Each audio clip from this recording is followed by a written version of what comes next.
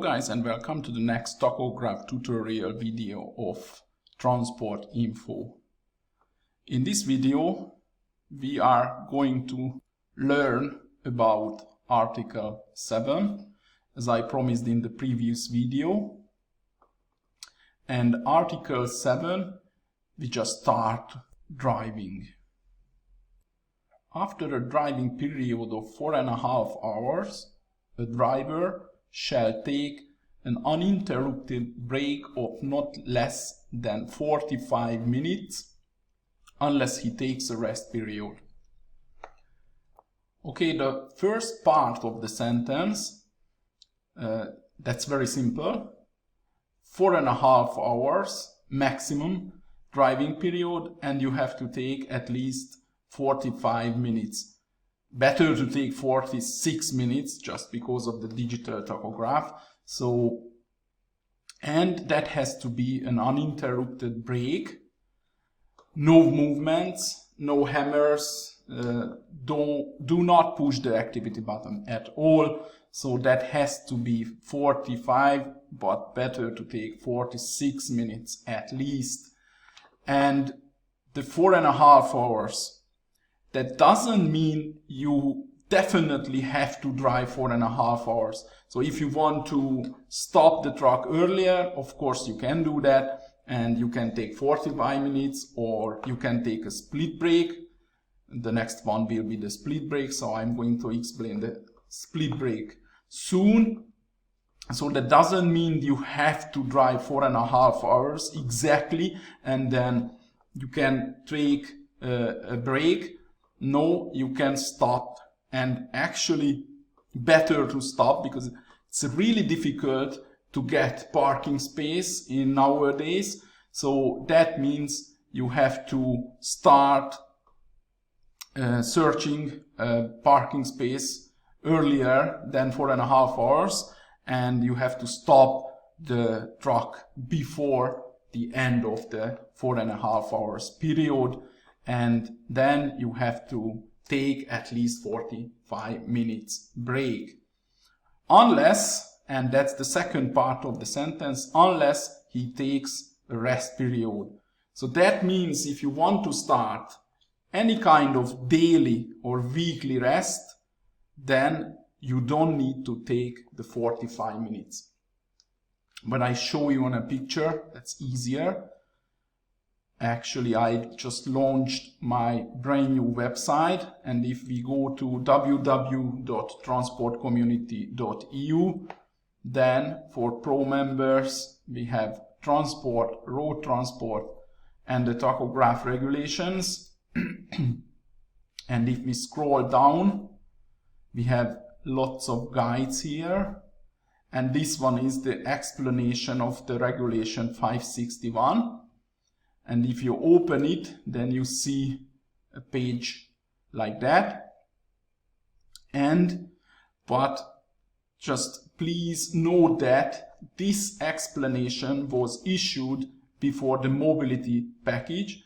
So this explanation is not up to date anymore, but it's not too bad actually. And you can use it.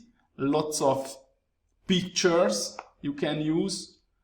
And Article 7, that's the explanation of Article 7, page 31st. Okay, and we go all the way down to 31st page 31 here. And if you scroll down, you always have some pictures. Just to understand, it's easier. So that's the basic regulation, maximum 4.5 hours. Then you have to take at least 45 minutes. And in this case, you have the right to drive another 4.5 hours period. Okay, that's the theory, but the life, it's different. So it's difficult to find a parking space. So better to start finding a good space to park up earlier. And if you want to drive only 2 hours, of course you can do that. You can see another example here, 1 hour driving, and that's the split break actually. I'm going to teach you very soon. That will be the next part. If you want to take 45 minutes here, that's fine. No problem, you can do that. And then you drive another 1.5 hours and you have working time here, another 2 hours here, and you can take another 45 minutes here if you want. But the most important part and the most important thing regarding this regulation, regarding Article 7, if you have a 45 minutes break done, or the split break done, then the new 4.5 hours period starts again. That means you have again 4.5 hours to drive.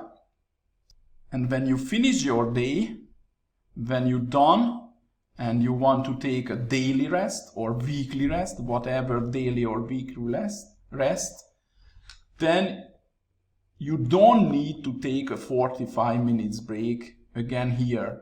So you can start your daily or weekly rest immediately after the driving period. So that's the second part of the sentence, as I said before, unless he takes a rest period. Because if you start to take a rest period, then you don't need to take a 45 minutes break. Right, the other one is here, the split break. This break may be replaced by a break of at least 15 minutes, followed by a break of at least 30 minutes, each distributed over the period in such a way as to comply with the provision of the first paragraph. So you have to take that split break, the 15 plus the 30 minutes, inside the period, inside the 4.5 hours driving period. So if we go back to the picture, that means you have 1, 2.5, 4.5, so you cannot drive more than 4.5 before you do the 15 first, somewhere in the middle of the driving period, and finally the 30 minutes break, and that will be, altogether, that will be a valid break, a 45 minutes break. So you can start counting a new driving period here. As you see, 3 hours here, 1.5 hours here, altogether 4.5 hours. And you have the first part of a split break here, but you cannot see the second part of the split break here. Why? Because you started the daily rest already, so you don't need to take the 45 minutes anymore because you have started a daily rest. And the last part of Article 7 that came by the mobility package, that's a new one. A driver engaged in multi-manning may take a break of 45 minutes in a vehicle driven by another driver, provided that the driver taking the break is not involved in assisting the driver driving the vehicle. So that means if you have a multi-manning situation, you can take 45 minutes break right beside your colleague. That means you don't need to stop the truck for 45 minutes. You can just swap. The two drivers can swap and they can keep going. They can keep driving without actually stopping the truck. So they don't need to take 45 minutes and that's it. Okay, this one is just confirmed by the mobility package. Right, that's it for now. As I used to say, just keep your money in your wallet in the meantime until the next video. So don't forget to subscribe and take a look on my brand new website, and see you in the next video. Thanks guys, thanks for watching, bye.